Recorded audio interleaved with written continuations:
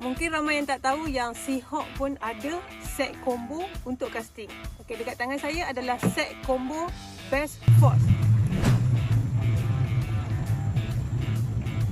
Okey, untuk rod ni dia datang dengan single hand, dia ada satu spek saja, 615 lb dan juga panjang dia 5 kaki 8. Dia satu spek saja, medium action.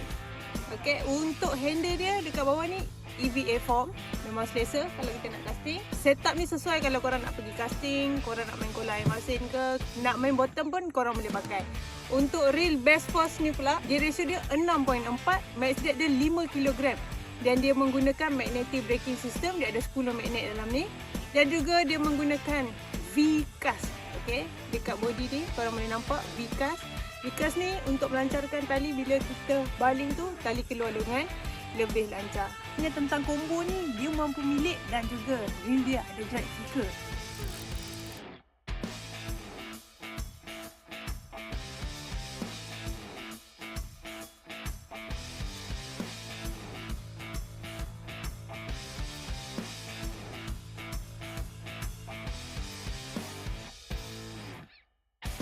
Biasa kalau korang berminat dengan set combo Best Force ni, korang boleh dapatkan di dealer-dealer Seahawk yang berdekatan dengan anda. Best Force.